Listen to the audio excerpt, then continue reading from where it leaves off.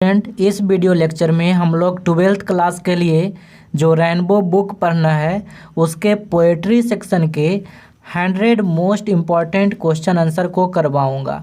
तो जो भी पोएट्री के सबसे ज़्यादा इम्पॉर्टेंट क्वेश्चन है उसको हम लोग इस वीडियो में कवर करेंगे, तो वीडियो को ध्यान से देखिएगा। तो चलिए शुरू करते हैं। तो सबसे पहला क्वेश्चन पहली पोएट्री से जो कि है स्वीटेस्ट लव आई डोंट गो, तो उससे क्वेश्चन है John Donne was the pioneer of. तो आपको पता होगा जॉन डन को मेटाफिजिकल पोएट बोला जाता है। तो जॉन डन मेटाफिजिकल पोएट्री लिखा करते थे और इनके लिए ये काफ़ी प्रसिद्ध हैं। तो जॉन डन पायोनियर थे मेटाफिजिकल पोएट्री का। तो यहाँ पे ऑप्शन बी आपका सही आंसर है।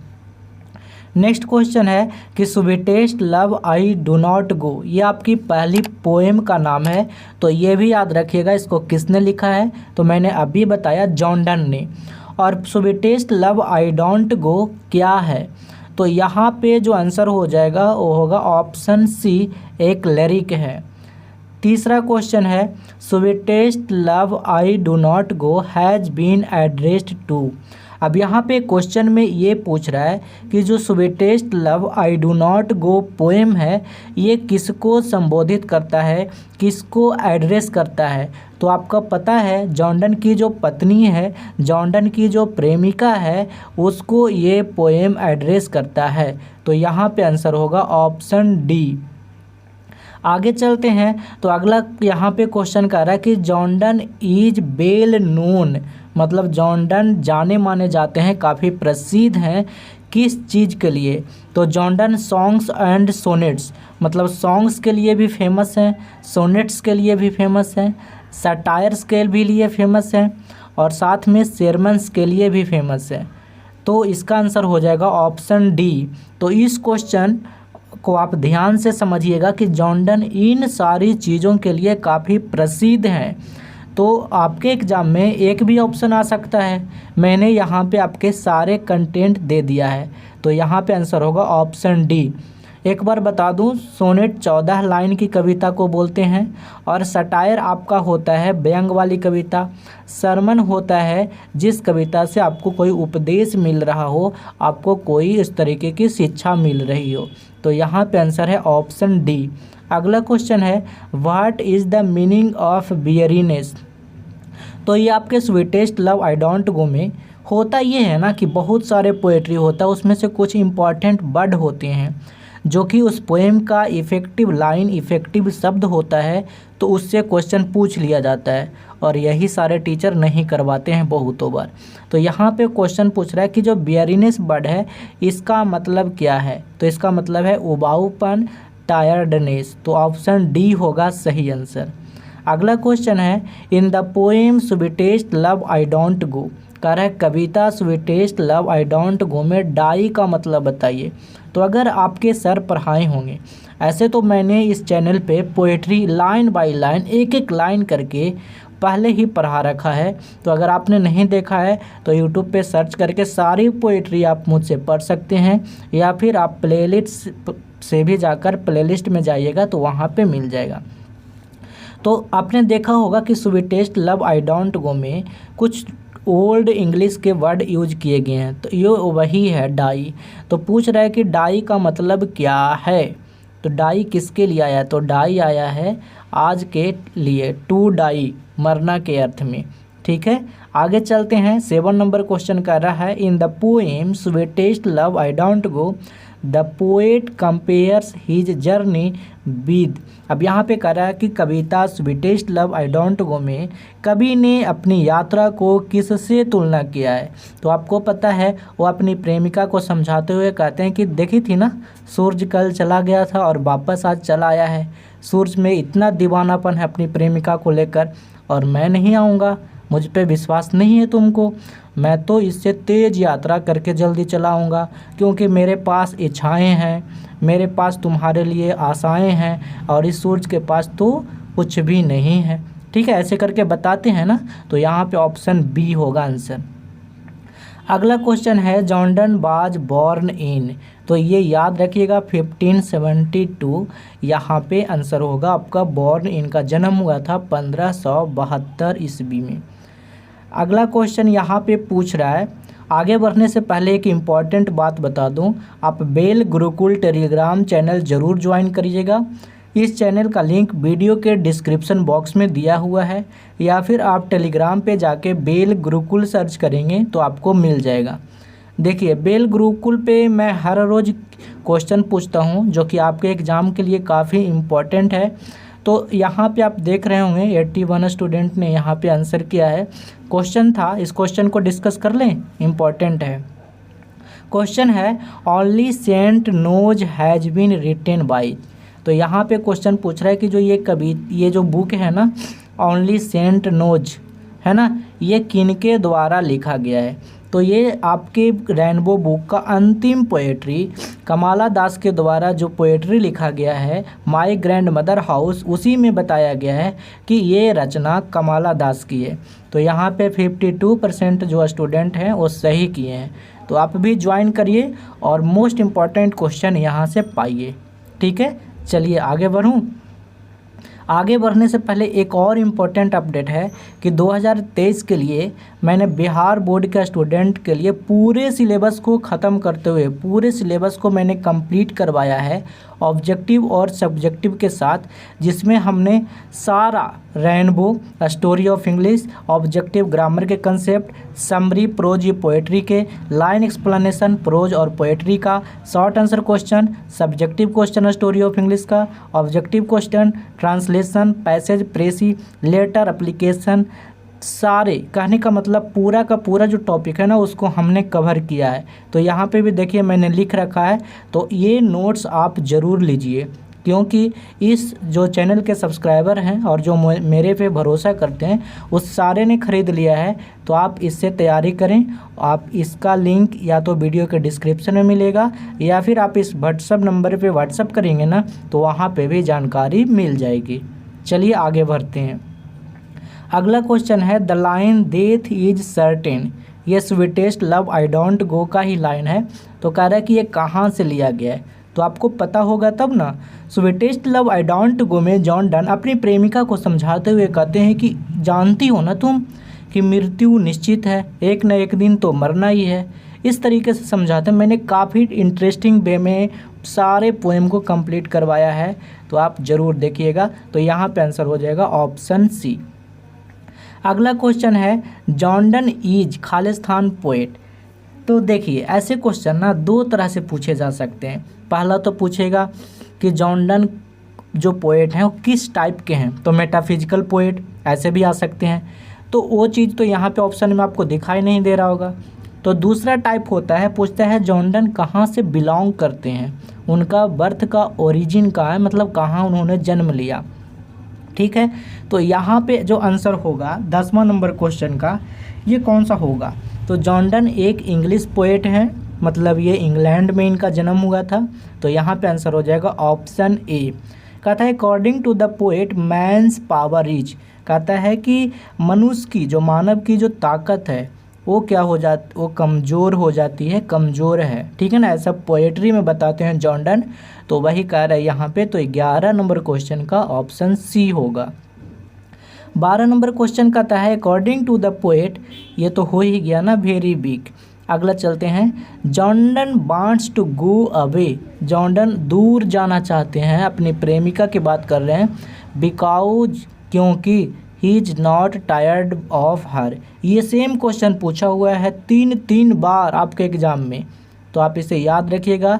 12 नंबर क्वेश्चन का होगा आंसर ऑप्शन सी।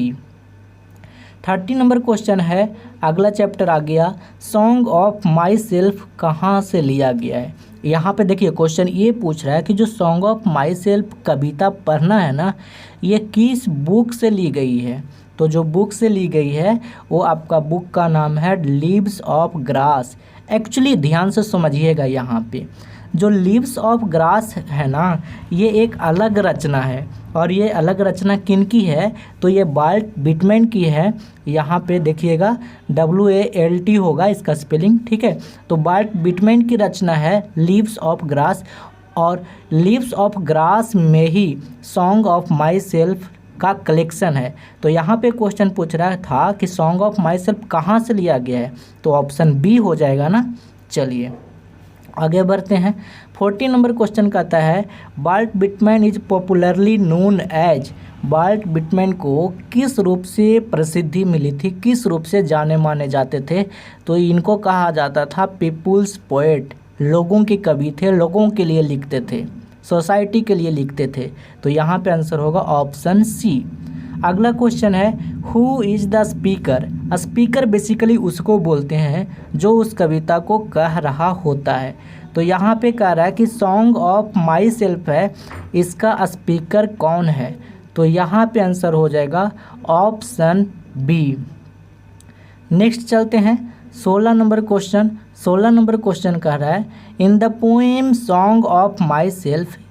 कहता है कि कविता सॉन्ग ऑफ माई सेल्फ में यहाँ पे पोएट की बात हो रही है ना। क्वेश्चन में थोड़ा समझिएगा क्वेश्चन को। कह रहा है कि कविता सॉन्ग ऑफ माई सेल्फ का जो पोएट हैं वो ग्रेट लवर हैं। किस चीज़ का लवर हैं, तो वो नेचर का लवर है, नेचर के बारे में बात करते हैं।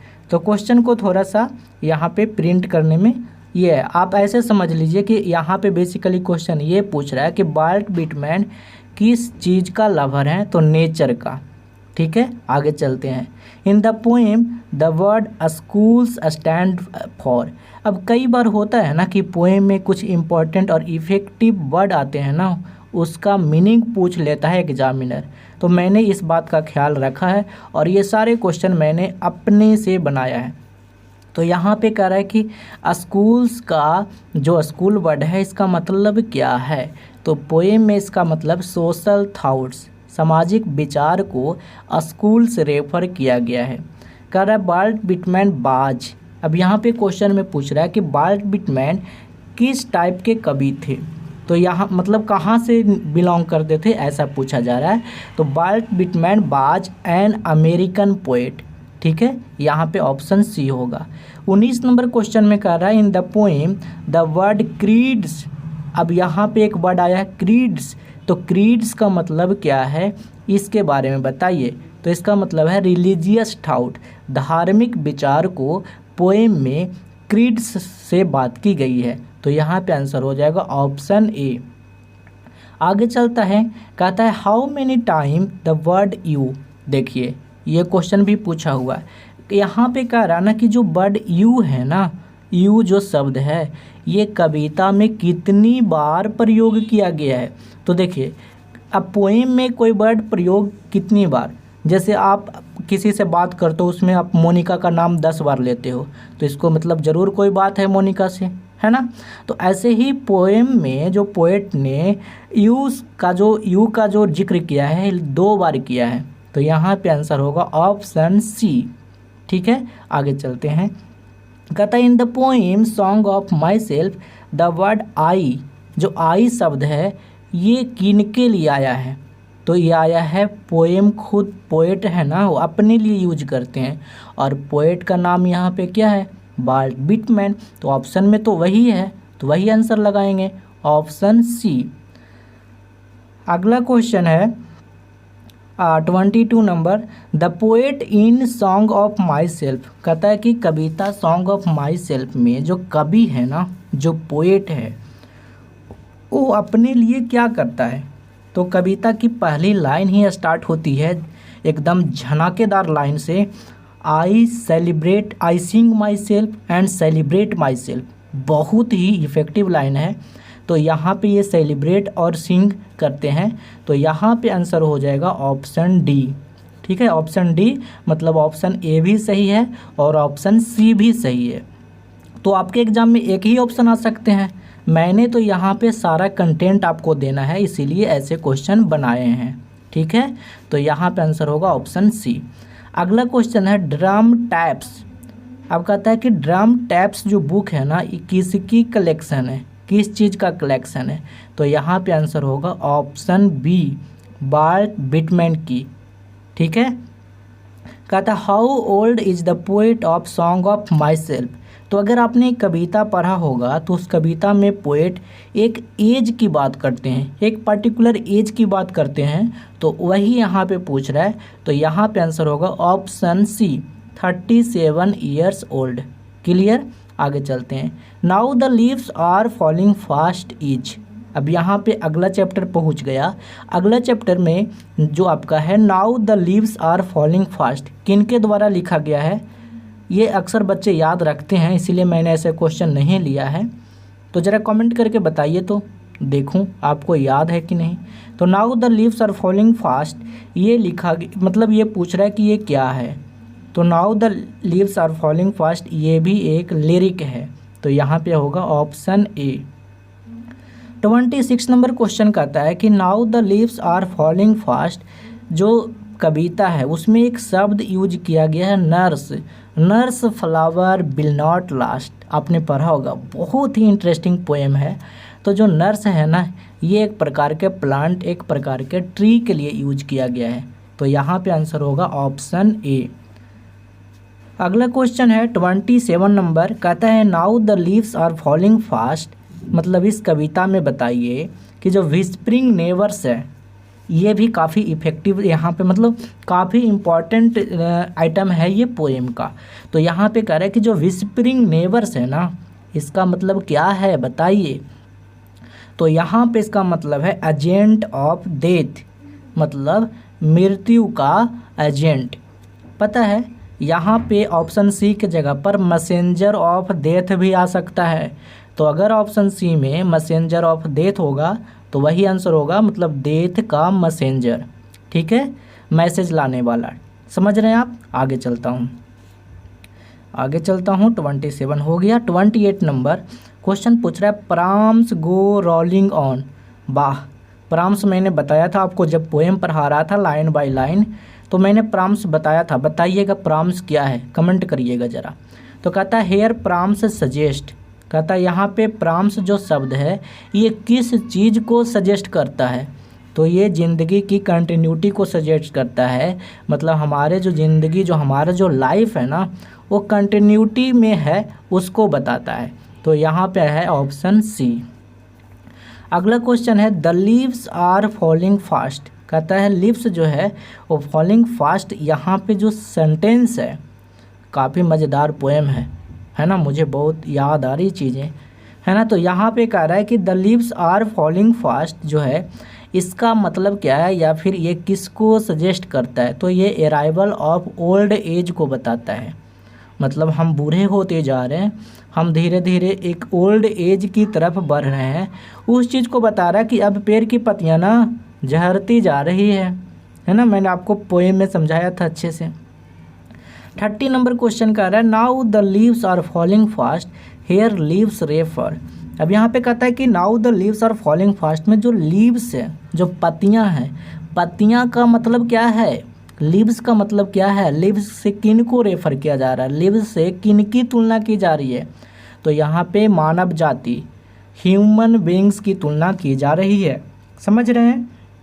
तो वही कह रहा ना कि जो लीव्स है ना वो तेज़ी से, बहुत तेज़ी से आगे मतलब गिरती जा रही है। हमारी जो ज़िंदगी है वो ओल्ड एज की तरफ अग्रसर है, बढ़ती जा रही, मृत्यु की ओर बढ़ती जा रही है। तो यहाँ पे आंसर है ऑप्शन ए।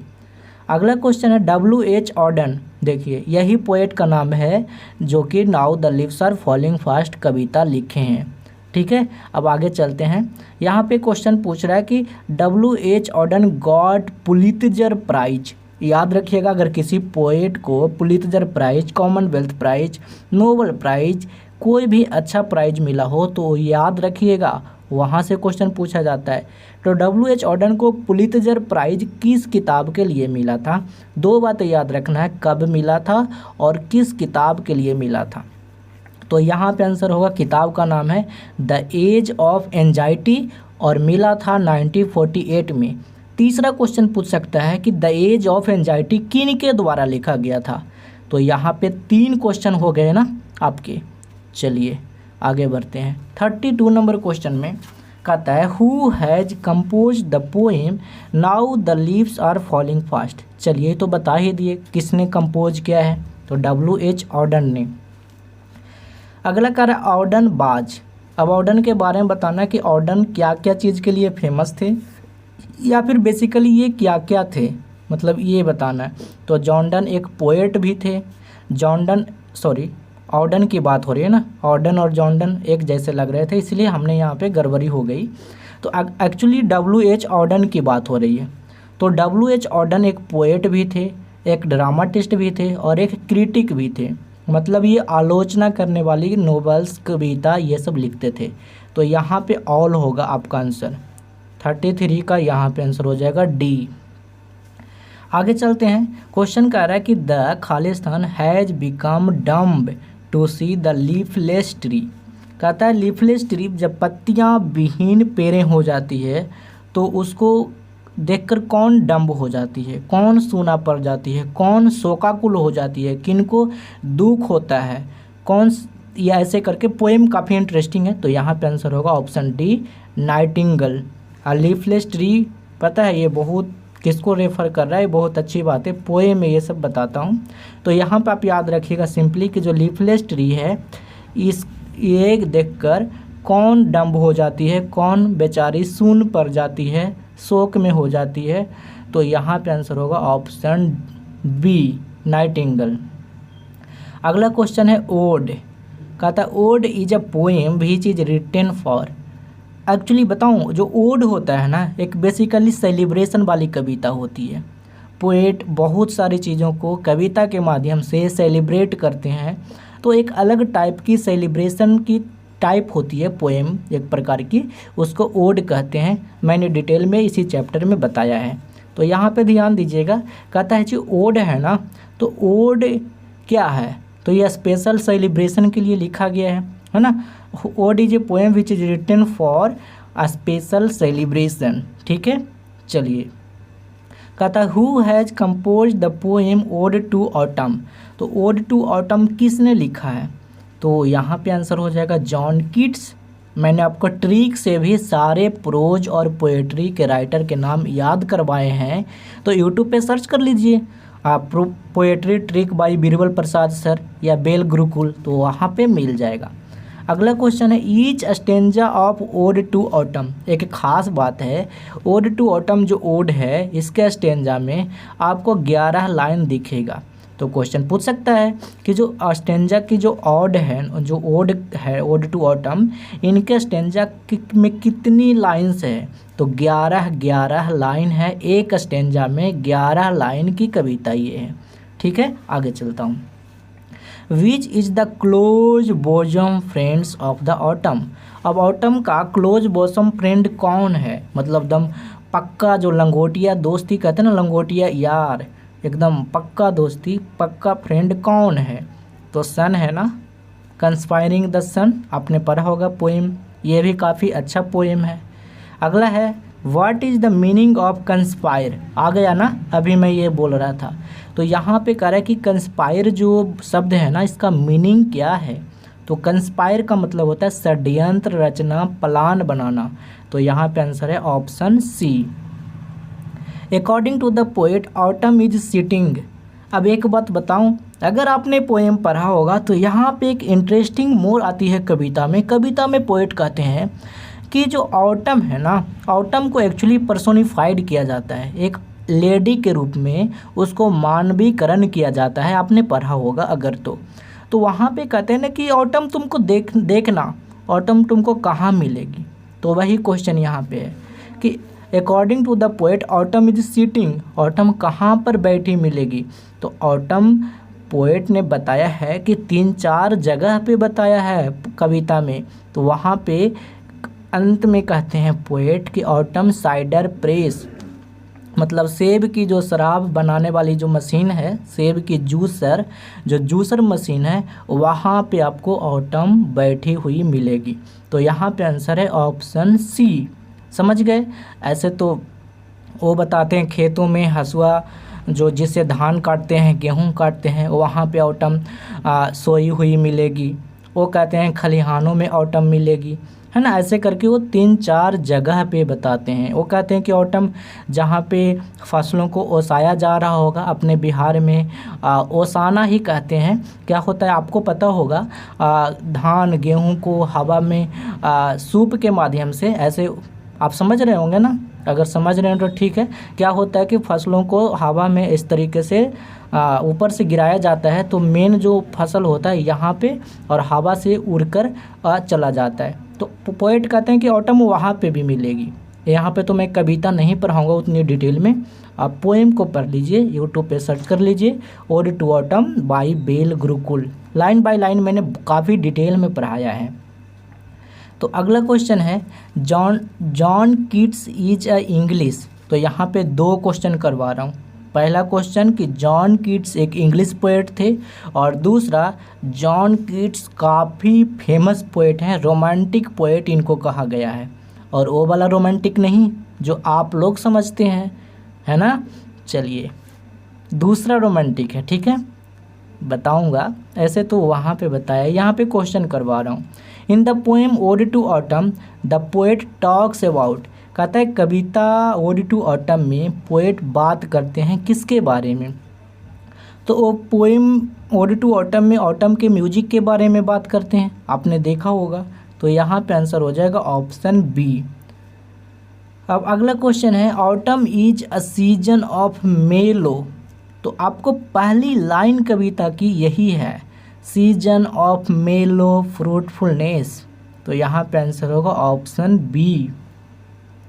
आगे चलते हैं, according to the poet autumn is sitting near. अब देखिए, अभी मैंने बताया था ना कि ऑटम को एक लेडी के रूप में मानवीकरण किया गया है, पर्सोनिफाइड किया गया है। तो ऑटम कहाँ कहाँ मिलेगी, तो एक जगह तो अभी क्वेश्चन में देखा था साइडर प्रेस पे, और दूसरा जगह है ऑटम ग्रेनरी, जहाँ पे अन्न का भंडार लगाया जाता है, मतलब उस स्टोर पे मिलेगी। तो ऑप्शन सी आंसर होगा। आगे चलते हैं, अगला chapter, an epitaph has been composed by. तो एन एपिटाफ ये लिखा गया है वाल्टर डेला मेयर के द्वारा। और आप लोग कमेंट करके बताइएगा एपिटाफ का मतलब क्या है। ये भी मैंने करवाया है ऑब्जेक्टिव वीडियो। मैंने सारे चैप्टर का ऑब्जेक्टिव सब्जेक्टिव पहले भी करवा दिया है, जो मोस्ट इम्पॉर्टेंट ऑब्जेक्टिव है वो सारे करवाया है। तो वो आज भी इम्पॉर्टेंट है, ये नहीं कि पिछले साल करवाया तो इस बार इम्पॉर्टेंट नहीं है, इस बार भी इम्पॉर्टेंट है। तो जाकर देखिए। 47 नंबर क्वेश्चन कहता है, the poet express his sad feeling. कहता है कि कवि एक्सप्रेस करता है अपना दुख वाली फीलिंग किसके लिए। तो एन एपिटाफ में बात कर रहा है, तो उस लेडी के लिए करता है ना। कहता है कि here lies a most beautiful lady, ऐसे स्टार्ट होती है ना आपकी पोएम। कहता है यहाँ एक बहुत ही खूबसूरत औरत लेटी हुई है कब्र में, हाँ कब्र में बात करता है ना। तो यहाँ पे लेडी के लिए वो सैड फीलिंग एक्सप्रेस करता है। तो यही क्वेश्चन पूछ रहा था। अगला क्वेश्चन है, द लेडी बिलोंग्ड टू।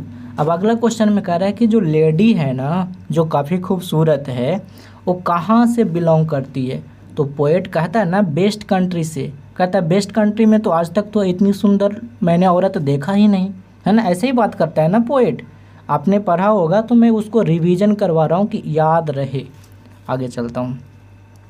अगला क्वेश्चन है, Walter de la Mare received the order of merit. काफ़ी इंपॉर्टेंट ये प्राइज है। तो ऑर्डर ऑफ मेरिट मिला था वाल्टर डेला मेयर को क्वीन एलिजाबेथ सेकंड से, है ना। तो किसने दिया था, तो क्वीन एलिजाबेथ सेकंड ने यहाँ पे दी थी। ठीक है, आगे चलते हैं। कहता द टोन ऑफ पोएम। तो आपने देखा होगा कविता का जो टोन है काफ़ी रुआसा, रोया भरा हुआ है, सैड है, उदासी है। तो इस तरह की कविता की जो टोन होती है उसको कहते हैं मेलेंकली। किसी के दुख में, किसी को दुख को याद करके अगर हम उन यादों को संजो कर अगर थोड़ा गुनगुनाते हैं तो उस तरह की टोन को कहते हैं मेलेंकली। तो ऑप्शन बी आंसर होगा। ठीक है। 51 नंबर क्वेश्चन कहता है, according to the poet Walter de la Mare. कहता है कि कविता पोएट के अनुसार, है ना, कवि के अनुसार वाल्टर डेला मेयर जो है वाल्टर डेला मेयर कवि के अनुसार कह रहा है कि जो सुंदरता है, जो ब्यूटी है वो क्या है। तो कहते हैं ना कि ब्यूटी वेनिसेस, समय के साथ सुंदरता खत्म होती रहती है। तो ये खत्म हो जाती है शॉर्ट समय के लिए, बहुत कम समय के लिए सुंदरता रहती है। और आपने वो गाना भी सुना होगा, कौन सा, गोरा रंग वाला, है ना। चलिए आगे चलते हैं। 52 नंबर क्वेश्चन कहता है, where does the lady lie according to the poem an epitaph. कहता है कविता एन एपिटाफ के अनुसार बताइए वो लेडी कहाँ लाई कर रही है, कहाँ लेटी हुई है, कहाँ सोई हुई है। तो इन द ग्रेव, है ना, कब्र में सोई हुई है। ऑप्शन सी आंसर होगा। अगला क्वेश्चन है, the line when I crumble who will remember. वाह, प्यार में ऐसा ही होता है। कहता है when I crumble who will remember, जब मैं मर जाऊंगा तो तुम्हें कौन याद करेगा। उस लेडी की बात करते हैं। तो ये कहाँ से लिया गया, एक्चुअली पूछ रहा है कहाँ से लिया गया है। तो ये सब में तो आप लोग माहिर हो, प्यार यार में, है ना। तो ये लिया गया है एन एपिटाफ से, है ना, ऑप्शन बी होगा। 54 नंबर कह रहा है, who has compose the poem the soldier. The soldier कविता किसने कंपोज किया है। तो ये तो आपको पता होगा, रूपर्ट ब्रूक के द्वारा लिखा गया है। अगला क्वेश्चन है, Rupert Brooke is remembered as a. Rupert Brooke को किस रूप में याद किया जाता है, वो किस नाम से फेमस है। तो रूपर्ट ब्रूक पैट्रियोटिक पोएम मतलब देशभक्ति वाली कविता लिखते थे और ये बार पोएट के रूप में काफ़ी फेमस हैं। इन्हें युद्ध कवि कहा जाता है। अगला क्वेश्चन है, Rupert Brooke is an Khalistan poet. तो आपने देखा होगा कि रूपर्ट ब्रूक की जो पोएम है द सोल्जर, सैनिक, इस कविता में पोएट ने अपना देश इंग्लैंड शब्द 5-6 बार यूज किया है। तो मैंने आपको अभी बताया था ना कि आप मोनिका मोनिका 10 बार बोलोगे तो इसका मतलब कुछ तो बात है मोनिका से। तो वही बात यहाँ पे है, Rupert Brooke is a very patriotic poem, काफ़ी ये देशभक्ति वाली कविता लिखते थे। तो इनको अपने देश से प्यार था, तो वो इंग्लिश शब्द 6 बार यूज किए हैं अपनी कविता में, इंग्लिश और इंग्लैंड मिलाकर, आप देख सकते हैं।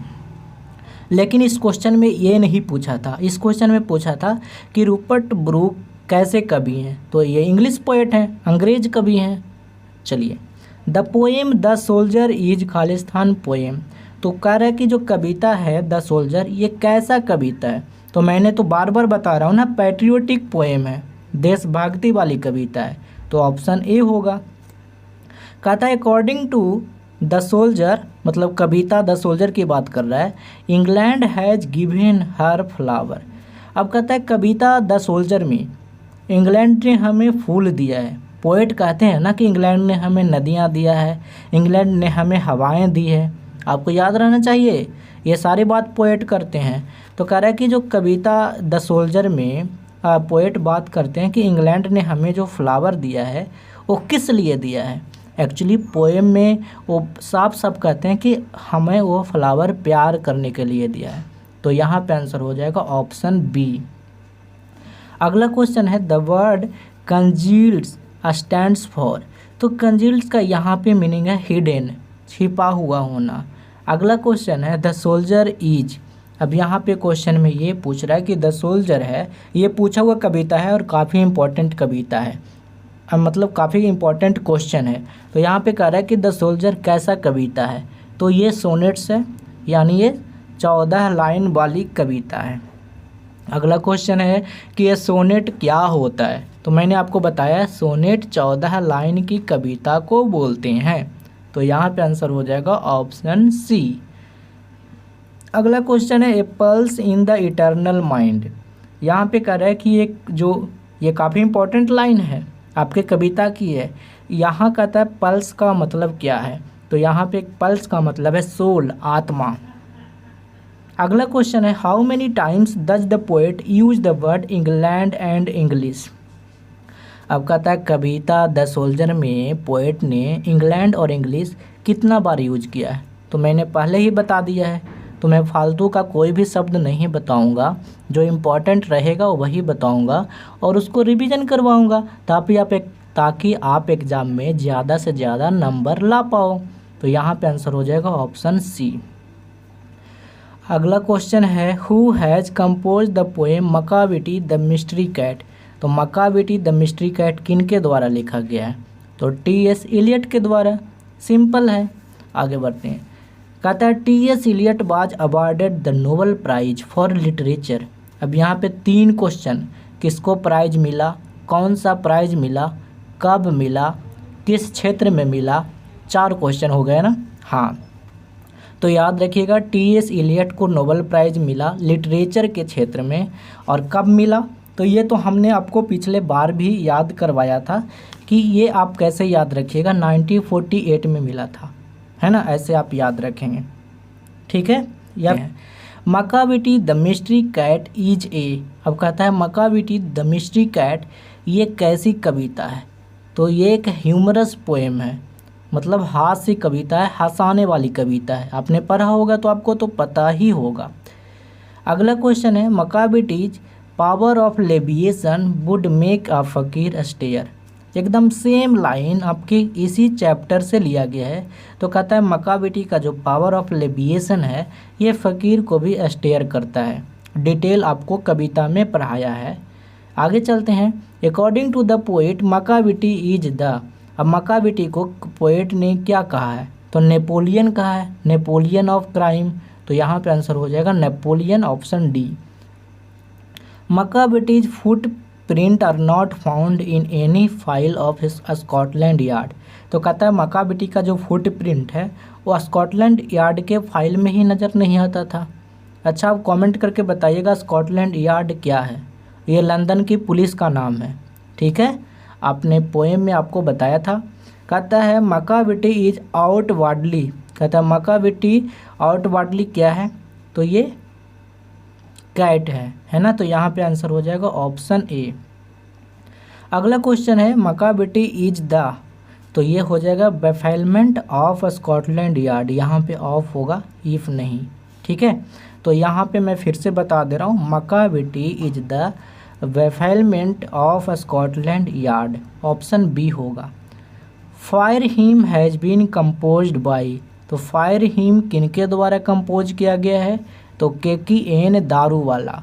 Fire hymn deals with burning ghat. Fire hymn में किसकी बात की गई है? तो एक बर्निंग घाट, शमशान घाट की बात की गई है। The word Zoroastrian in fire hymn stand for. अब आपने देखा होगा कविता में एक वर्ड आता है जोरेस्ट्रियन, तो ये पारसी धर्म से रिलेटेड है। और जोरेस्ट्रियन और पारसी जो है ना बिल्कुल सेम है। तो याद रखिएगा बी नंबर ऑप्शन होगा, ये एक प्रकार का धर्म होता है। आगे कहता है the poet in the poem fire hymn swears. कहता है कि कविता फायर हिम में जो पोएट है वो कितनी बार कसम खाता है? तो यहाँ पे आंसर होगा ऑप्शन सी, 2 बार वो कसम खाता है। अगला क्वेश्चन है फायर हिम में जो कविता है उसमें टावर ऑफ साइलेंस कितना दूर है? तो टावर ऑफ साइलेंस 1000 मील दूर है। अब आप बताइएगा टावर ऑफ साइलेंस क्या है? चलो मैं ही बता देता हूँ। टावर ऑफ साइलेंस पारसी जो रिलीजियन के लोग हैं ना, वहाँ पे जब किसी पर्सन की डेथ हो जाती है, मृत्यु हो जाती है, तो उनको टावर ऑफ साइलेंस में अंतिम संस्कार करवाया जाता है। तो ये 1000 मील दूर था, पोएट ने आपको कविता में बताया है। अगला क्वेश्चन है K K N. Daruwalla was awarded by साहित्य अकादमी अवार्ड। तो के.की.एन. दारूवाला को 2 प्राइज मेनली मिला हुआ है, साहित्य अकादमी अवार्ड और दूसरा मिला हुआ कॉमनवेल्थ पोएट्री अवार्ड। अब एक स्टूडेंट पिछले बार कह रहा था कि ये इम्पॉर्टेंट थोड़ी होना है, तो मैं आपको बता दूं पोएट्री के क्षेत्र में इनको मिला है। और आप पढ़ रहे हैं पोएट्री, तो एक लेखक को और क्या चाहिए? पोएट्री का कॉमनवेल्थ पोएट्री अवार्ड मिल गया तो इम्पॉर्टेंट है। ठीक है, तो 77 का ए नंबर ऑप्शन सही होगा। The site of burning heart becomes frightening. तो जो साइट है, जो दृश्य है, बर्निंग हार्ट का जो दृश्य है वो रात में डरावना हो जाता है। तो यहाँ पे आंसर है ऑप्शन बी। अगला क्वेश्चन है the poet of fire him was a. तो कहता है कि जो पोएट ऑफ फायर हिम मतलब फायर हिम के जो कवि हैं वो कौन से रिलीजियन, कौन से धर्म से बिलोंग करते हैं? तो यहाँ पे पारसी बोल लीजिए या फिर जोरेस्ट्रियन बोल लीजिए, है ना, दोनों एक ही धर्म को बोलते हैं। कहता है K K N. Daruwalla consigned his newborn. KKN Daruwalla ने अपने नए जन्मे हुए बच्चे को किसके हवाले कर दिया? तो शमशान घाट पे आग के हवाले कर देते हैं। यहाँ पे आंसर होगा ऑप्शन सी, फ्लेम्स। ठीक है, आगे चलते हैं। कहता है according to the poet the redness of fire, जो आग की जो लालिमा है वो अपीयर्स क्रूअल, काफ़ी निर्दयी है। अब किसके लिए भाई, है ना, किसके लिए बात करता है? तो स्पीकर और पोएट के लिए। पोएट ने तो कहा है ना कि जो आग की जो लालिमा है, द रेडनेस ऑफ फायर है, वो क्रूअल है। तो यहाँ पे आंसर होगा ऑप्शन ए एंड सी, दोनों ऑप्शन सही है, ऑप्शन ए और सी। कहता who has compose the poem snake, तो स्नेक को किसने लिखा है? तो स्नेक को लिखा है D.H. लॉरेंस, ऑप्शन ए सही है। अगला है the snake came to the water trough on a hot day, snake water trough मतलब जहाँ पे पानी जमा हुआ था उस जगह पे स्नेक कब आया था? तो ये तो बहुत गर्मी के दिनों में आया था, है ना। According to the poet snake blacks, यहाँ पे क्वेश्चन ऐसे है, ध्यान से देखिएगा। कहता है according to the poet snake, मतलब स्नेक कविता पोएम के अनुसार जो ब्लैक स्नेक हैं ये क्या है? तो कविता में पोएट बात करते हैं कि जो ब्लैक स्नेक है उसको इनोसेंट माना गया है, मतलब वो निर्दोष होते हैं। और गोल्डन स्नेक क्या है भाई? तो गोल्डन स्नेक को वेनमस माना गया है, जहरीला माना गया है। कविता में पोएट बात करते हैं कि हमारे देश में जो ब्लैक स्नेक है ना उनको लोग इनोसेंट मानते हैं, मतलब वो ज़्यादा खतरनाक नहीं होते हैं। लेकिन जो गोल्डन स्नेक होते हैं वो वेनमस होते हैं और जहरीला होते हैं। तो यहाँ पे होगा ऑप्शन डी। अगला है the speaker in the poem snake, कहता स्नेक कविता में जो हीट करता है स्नेक को पोएट, वो किस चीज़ से हीट करता है? तो वो लॉग से उसको मारता है, एक डंडा। समझ गए? तो ऑप्शन बी होगा। अगला है the freeze a king in exile, exile वनवास होता है, जेल होता है, और किंग आपको पता होगा राजा होता है। मैंने डिटेल में स्नेक वाली पोएट्री में बताया है। तो कह रहा है ए किंग इन एग्जाइल जो है ना स्नेक में, ये किन के लिए यूज हुआ है? तो ये स्नेक के लिए यूज हुआ है, सांप के लिए। पोएट कहता है ना कि जो वो सांप है ना वो ऐसा महसूस कर रहा है कि वो किंग इन एग्जाइल है ना। तो यहाँ पे आंसर होगा ऑप्शन बी। कहता है the poet in the poem snake considered himself a, तो कहता है कि कविता स्नेक में पोएट अपने आप को क्या मानता है? तो पोएट कहते हैं ना, थोड़ा सा डिटेल में बताऊं। पोएट कहते हैं ना कि मैं तो पानी लेने आया हूँ लेकिन मैं तो इंतज़ार कर लूँगा। क्यों? क्योंकि सांप पहले आया है तो पहले वो पिएगा ना। मैं सेकंड कमर हूँ, दूसरा आने वाला व्यक्ति हूँ, तो मैं अपनी बारी का इंतज़ार करूँगा। पहले तो सांप पिएगा उसके बाद हमारा बारी आएगा, तो हम दूसरा नंबर का कमर हैं। तो यहाँ पे सेकंड कमर, दूसरा नंबर आने वाला व्यक्ति। अगला है द वाइट पिकॉक, ये रचना किनकी कलेक्शन का है? तो सिंपल सी बात है, यह D.H. लॉरेंस की काफ़ी अच्छी रचना है, काफ़ी अच्छी कृतियां हैं, इनमें संकलन है। तो कलेक्शन ऑफ पोएम, जो पोएम का मेन पोएम का कलेक्शन है D.H. लॉरेंस का, वो आपको द वाइट पिकॉक में ही दिखेगा। तो यहाँ पे आंसर होगा ऑप्शन ए। अगला क्वेश्चन यहाँ पे है, क्वेश्चन है where did the speaker meet the snake, कहता है कि कविता स्नेक में स्नेक से स्पीकर कहाँ मिला, मतलब पोएट स्नेक से कहाँ मिला? तो पानी के नज़दीक मिला, नियर वाटर ट्रॉफ। तो ऑप्शन यहाँ पे बी होगा। अगला क्वेश्चन है the day mentioned in the poem snake, कविता में किस दिन की बात की जा रही है? तो आपको पता होगा कविता में किस दिन की बात की जा रही है, तो कह रहा है जुलाई की, है ना। तो यहाँ पे आंसर होगा option C. After hitting the snake the speaker wants to, कहता है कि सांप को हिट करने के बाद जो स्पीकर है, मतलब जो पोएट है, वो क्या चाहता है? तो प्रायश्चित चाहता है, वो अफसोस करता है, सॉरी चाहता है। तो यहाँ पे आंसर होगा ऑप्शन बी। अगला क्वेश्चन है who has composed my grandmother house, तो माई ग्रैंड मदर हाउस कविता किन के द्वारा लिखा गया है? तो ये लिखा गया कमला दास के द्वारा, ऑप्शन ए। ठीक है, आगे चलते हैं।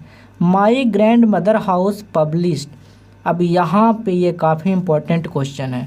क्वेश्चन में पूछ रहा है कि माई ग्रैंड मदर हाउस जो आपको कविता पढ़ने के लिए दिया हूँ ना, वो कौन से बुक में पब्लिश हुआ था? तो पब्लिश हुआ था समर इन कोलकाता। ध्यान से यहाँ पे समझिएगा।